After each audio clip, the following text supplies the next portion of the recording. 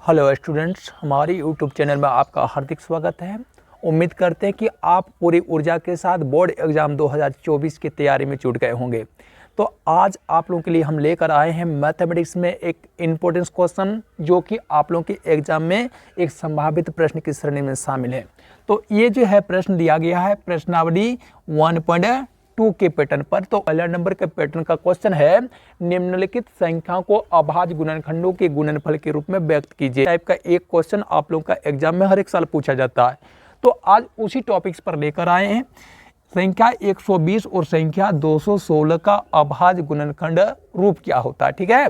तो इसका समाधान मजे से पढ़िए। तो सबसे पहले हम लोग 120 का अभाज्य गुणनखंड रूप प्राप्त करने का तरीका सीखेंगे। याद रखिएगा, कौन सी संख्या को हम लोग अभाज्य गुणनखंड के रूप में व्यक्त कर सकते हैं। याद रखिएगा, जो भी संख्या भाज्य संख्या होती है या फिर कॉम्पोजिट नंबर होती है, ठीक, उसी संख्या को आप अभाज्य गुणनखंड के रूप में व्यक्त कर सकते हैं। अगर कोई संख्या अभाज्य संख्या है तो उस स्थिति में उस संख्या का अभाज्य गुणनखंड रूप लिखा नहीं जा सकता, ठीक है। तो याद रखिएगा, 120 किस प्रकार की संख्या है, एक भाज्य संख्या है, कॉम्पोजिट नंबर है। उसी प्रकार से 216 यानी 216 की जो राशि है भाज्य संख्या है, तो हम लोग इसको क्या कर सकते हैं, अभाज्य गुणनखंड के रूप में व्यक्त कर सकते हैं। तो चलिए एक एक करके इनका समाधान लेते हैं। तो 120 पहला सवाल को पढ़ लेते हैं। तो संख्या लिखोगे, इसका हल में लिखना है संख्या 120 का अभाज्य गुणनखंड रूप, ठीक है।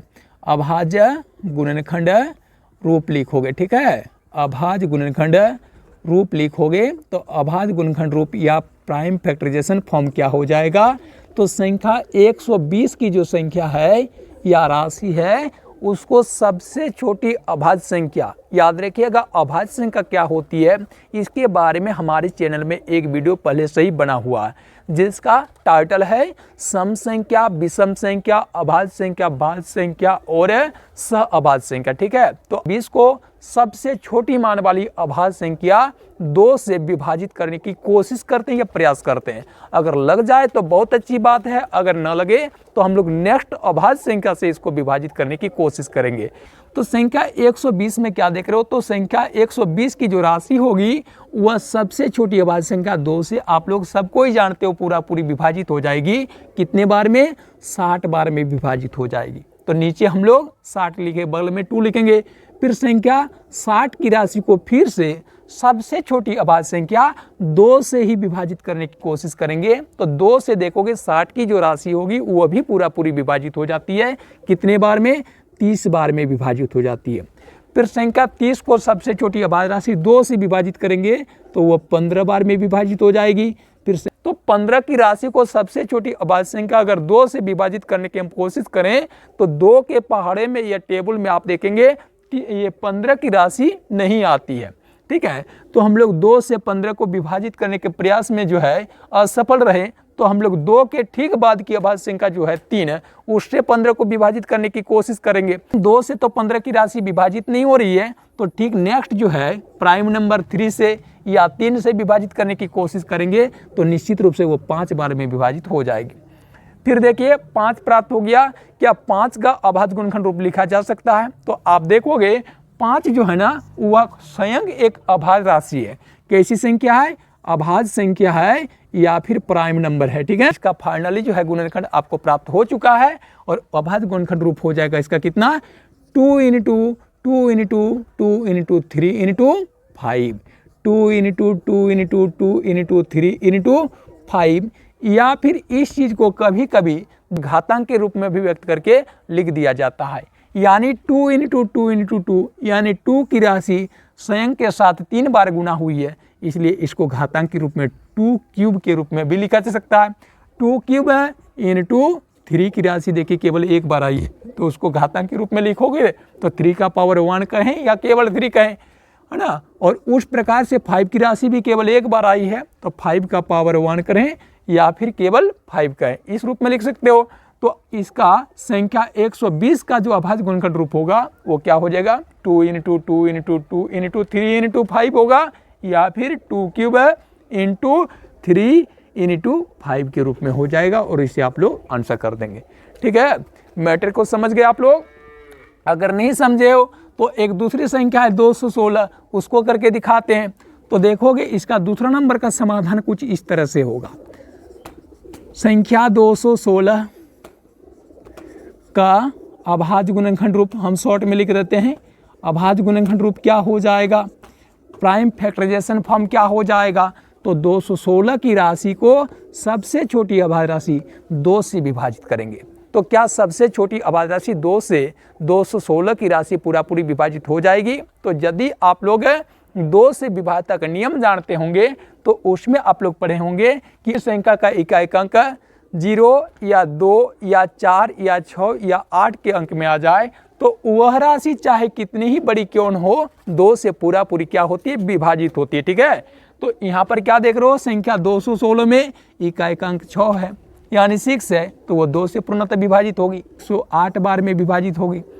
तो यहाँ पर नीचे 108 लिखोगे, फिर संख्या 108 को भी क्या करना है, सबसे पहले सबसे छोटी अभाज्य राशि से ही विभाजित करने के प्रयास करने चाहिए। तो हम लोग 2 से विभाजित करने का प्रयास करेंगे तो ये संख्या भी 2 से पूर्णतः विभाजित हो जाएगी, क्योंकि इसका भी इकाई अंक कितना है, 8।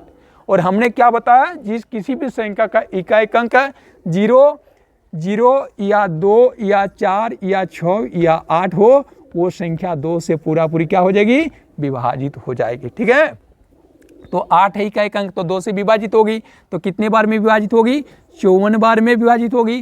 फिर 54 को हम लोग क्या करेंगे, गुणनखंड रूप में लिखेंगे, क्योंकि 54 की राशि संख्या क्या है, एक भाज्य संख्या है, तो उसका अभाज्य गुणनखंड रूप अवश्य ही होगा। ठीक है, तो यहाँ पर सबसे छोटी अभाज्य राशि 2 से विभाजित करेंगे तो 27 बार में आपको 54 की राशि प्राप्त हो जाएगी।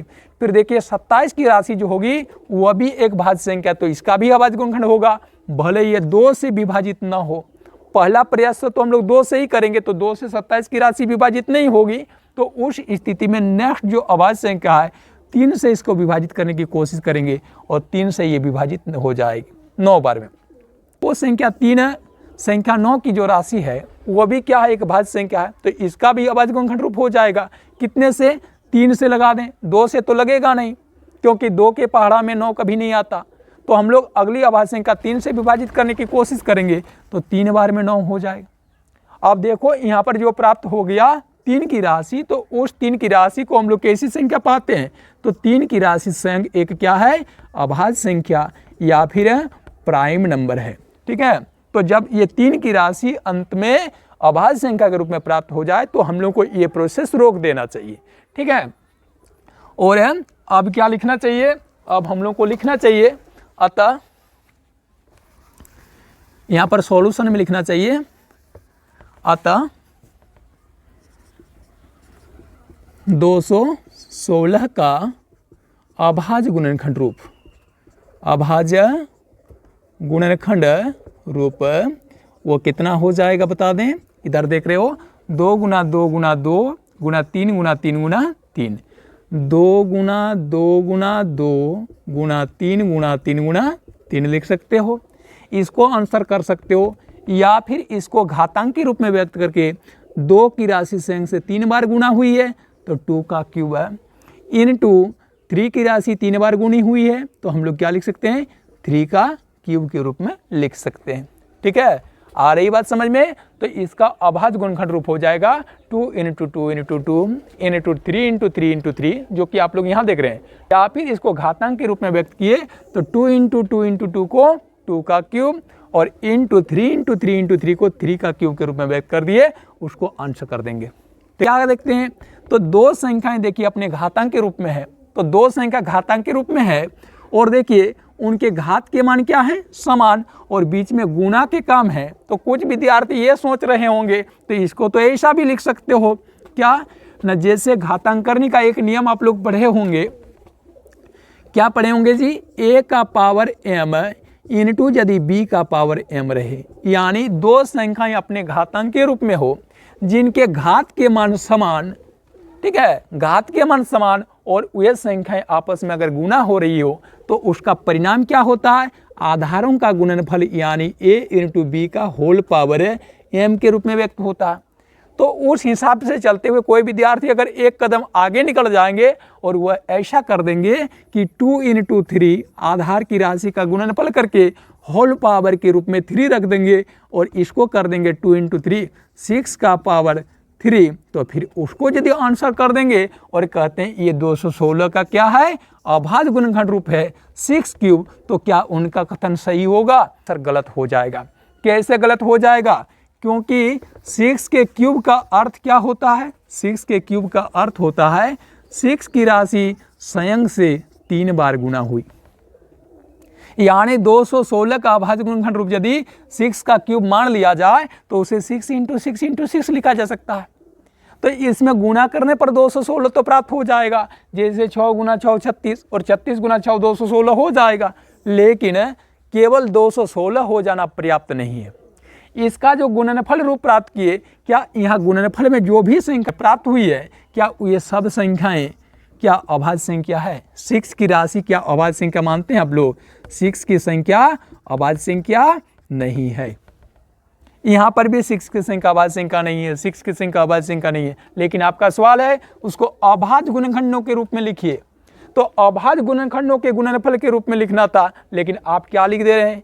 6 को कैसी संख्या मानते हैं हम लोग? 6 को भाज्य संख्या मानते हैं। तो ये अभाज्य गुणनखंडों के गुणनफल में लिखने की बात आई थी और आपने उसको क्या लिख दिया? भाज्य संख्याओं के गुणनफल के रूप में लिख दिया, इसलिए आपका ये उत्तर गलत माना जाएगा। ये उत्तर भूल कर भी नहीं कीजिएगा, ये गलत उत्तर है, ठीक है। यानी संख्या 216 का अभाज्य गुणनखंड रूप 6 × 6 × 6 या 6 का क्यूब नहीं हो सकता है, ठीक है। तो फैक्ट को समझते हुए आप जवाब दीजिएगा, ऐसे नहीं कि बस एक ही जो है डर्रे में आप दौड़ते जा रहे हैं, ठीक है। उम्मीद करते हैं कि आप लोगों को ये कॉन्सेप्ट अच्छी तरह से समझ में आ गया होगा। तो एग्जाम में आप जुटे रहें, आपके लिए इसी प्रकार के महत्वपूर्ण टॉपिक्स लेकर हम निरंतर आते रहेंगे, ठीक है, ताकि किसी भी विद्यार्थी को एग्जाम में समस्या न हो।